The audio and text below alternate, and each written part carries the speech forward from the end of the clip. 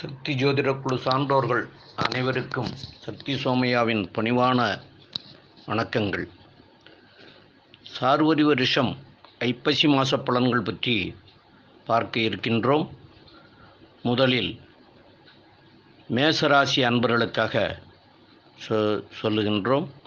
மேசராசி அன்பர்களுக்கு சொல்வதற்கு முன்பாக இந்த மாதம் உள்ள விழாக்கள், இந்த மாதம் உள்ள கிரக நிலை பற்றி முதலில் தெரிந்து கொண்டு அதன் பிறகு ராசி பலன் பற்றி பார்ப்போம். சார்வரி வருஷம் ஐப்பசி மாத பலன்கள். ஐப்பசி மாதம் 1ஆம் தேதி நவராத்திரி விழா ஆரம்பம். ஐப்பசி மாதம் 9ஆம் தேதி சரஸ்வதி பூஜை. 10ஆம் தேதி விஜயதசமி ஆயுத பூஜை. ஐப்பசி மாதம் 29ஆம் தேதி சர்வ அமாவாசை, கேதாரி கௌரி விரதம், தீபாவளி பண்டிகை.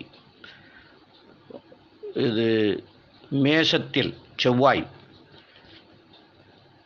10ஆம் தேதி, ஐப்பசி 10ஆம் தேதி வரையும் மேஷத்தில் செவ்வாய் பகவான் அமர்கிறார். பிறகு வக்கரம் பெற்று மீனத்திற்கு செல்கின்றார்.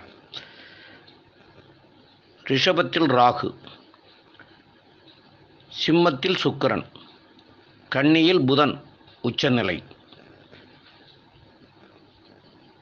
துலாத்தில் சூரியன் நீச்சநிலை, விருச்சிகத்தில் கேது,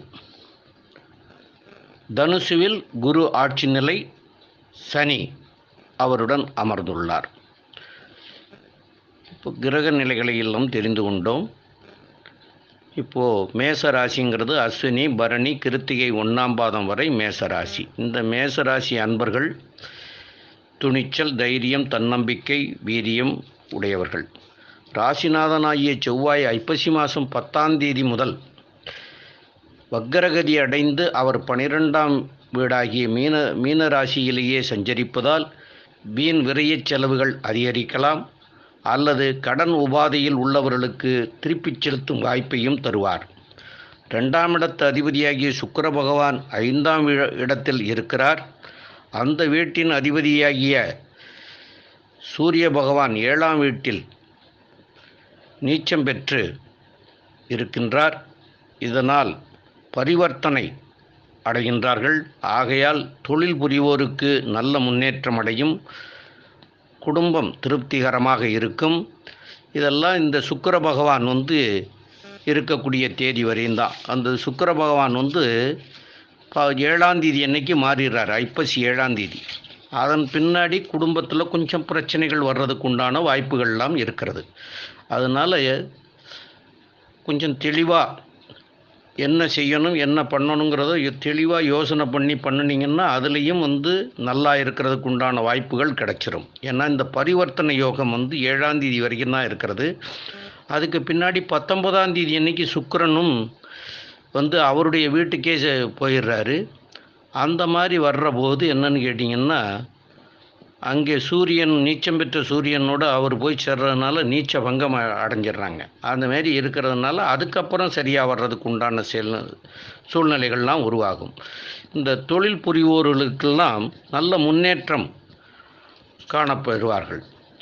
2இல் ராகு உள்ளதால் பேச்சை குறைத்து கொண்டு கவனமாக செயல்பட்டால், சிந்தித்து செயல்பட்டால் எதிலும் வெற்றியடைய முடியும். 3ஆம் இடத்து அதிபதியாக புதன் பகவான் 6ஆம் இடத்தில் உச்சநிலை அடைந்தாலும் ஐப்பசி 19ஆம் தேதி துலாத்திற்கு செல்லும்போது பரிவர்த்தனை பெறுவதாலும் குரு 5ஆம் இடத்தை குரு 7ஆம் பார்வையாக 3ஆம் இடத்தை பார்ப்பதாலும் இளைய சகோதர சகோதரிகளால் இவர்களால் அவர்களுக்கும் நல்ல முன்னேற்றம் ஏற்படும் வாய்ப்பை பெற முடியும். 4ஆம் இடத்தில் யாரும் இல்லை. ராகு பகவானுடைய பார்வை மட்டும் இருப்பதால் தாயாரின் உடல்நிலையில் தொந்தரவுகள் ஏற்படும் வாய்ப்புகள் உள்ளது. ஆகையால் தாங்கள் அவர்களை பொறுப்புடன் பார்த்து கொள்ள வேண்டும். வாடகை வீட்டில் உள்ளவர்களுக்கு அந்த வீட்டின் அதிபதியோட, அதாவது அந்த வாடகை வீட்டு உரிமையாளருடன் கொஞ்சம் பிரச்சனைகள் வர்றதுக்குண்டான வாய்ப்புகள் இருக்கிறது. வண்டி வாகனங்களில் சின்ன சின்ன பிரச்சனைகள் வர்றதுக்கான வாய்ப்புகள்லாம் இருக்கிறது. அதெல்லாம் கவனமாக இருந்து முன்னெச்சரிக்கையோடு இருந்து செயல்பட்டால் அதிலையும் சமாளிக்க முடியும்.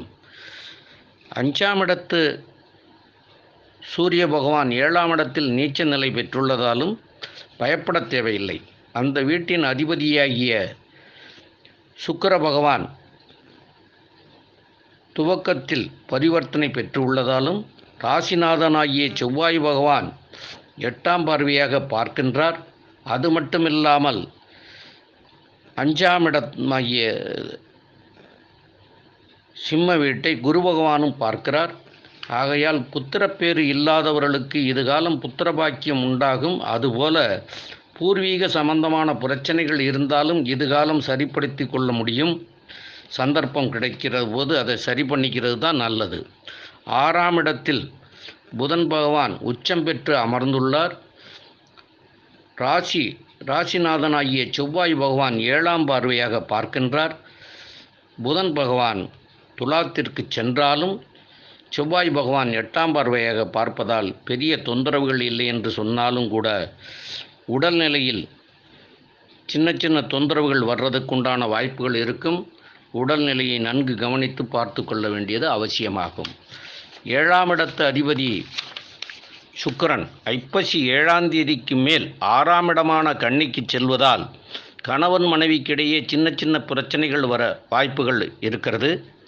மருத்துவ செலவுகள் ஏற்படும் வாய்ப்பும் இருக்கிறது. மேசராசி அன்பர்கள் விட்டு கொடுத்து சென்றால் பிரச்சனைகள் இல்லாமல் போகும். திருமண தடைகள் உள்ளது. அடுத்த மாதம் திருமணம் யோகம் உள்ளது. கூட்டாளிகளுடன் அனுசரித்து செல்வதே நல்லது. 8ஆம் இடத்து அதிபதியாகிய செவ்வாய் பகவான் 12ஆம் இடமாகிய விரயத்தில் வக்கரம் பெற்று அமர்ந்துள்ளதால் வரவுகள் மற்ற கிரகத்தினால் ஏற்பட்ட போதிலும் கூடுதல் செலவுகள் ஏற்பட வாய்ப்புகள் உண்டாகும் நிலையே காட்டுகிறது. எதிலும் எச்சரிக்கையுடன் நடந்து கொண்டால் தவிர்க்கும் வாய்ப்பை ஏற்படுத்தி கொள்ளலாம். 9ஆம் இடத்து அதிபதி குரு ஆட்சி பெற்று இருப்பதாலும் 10ஆம் இடத்து அதிபதியும் சேர்ந்து இருப்பதால் தர்ம கர்மாதிபதி யோகம் ஏற்படுவதால் திடீர் பண வரவு சிலருக்கு ஏற்படும். சிலருக்கு இடமாற்றங்களை ஏற்படுத்தி தருவார். அதுவும் நன்மையாக அமையும் வாய்ப்பு ஏற்படும். தந்தையாரால் தங்களுக்கு நல்ல முன்னேற்றம் அடையும் வாய்ப்புகள் மிக மிக அதிகம். 10ஆம் இடத்துக்கும் 11ஆம் இடத்துக்கும் அதிபதியாகிய சனி பகவான் 9ஆம் இடத்தில் பாக்கியஸ்தானாதிபதியாகிய குரு பகவானுடன் சேர்ந்துள்ளதால் வேலையில்லாமல் இருந்தவர்களுக்கு வேலை வாய்ப்புகள் கிடைக்கும். சிலருக்கு வெளிநாடு செல்லும் வாய்ப்புகளையும் தருவார். காவல்துறை, இராணுவம் போன்ற பணிகளில் இருப்போருக்கு கூடுதல் பணி நேரம் ஏற்படும். சிலருக்கு பதவி உயர்வு ஏற்படும் வாய்ப்புகளும் உள்ளது. 11ஆம் இடத்து அதிபதியாகிய சனி பகவான் 9ஆம் இடமாகிய அதிபதியாகிய குரு பகவானுடன் சேர்ந்து இருப்பதால் தொழில் புரிவோருக்கு அதிக வருமானம் ஏற்படும். மூத்த சகோதரர்களால் அவர்களால் உங்களுக்கும் முன்னேற்றம் ஏற்படும் வாய்ப்புகள் அதிகமாகவே உள்ளது.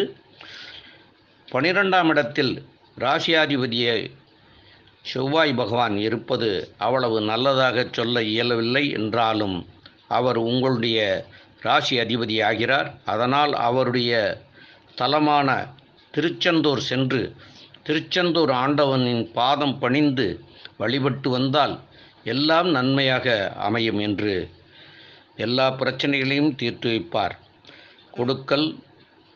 கொடுக்கல் வாங்கல்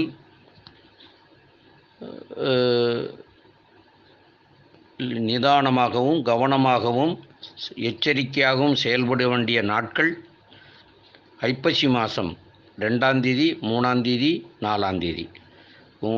அடுத்த நிகழ்ச்சியில் சந்திப்போம். அதுவரை உங்களிடமிருந்து விடைபெறுவது சக்தி சோமையா. நன்றி, வணக்கம்.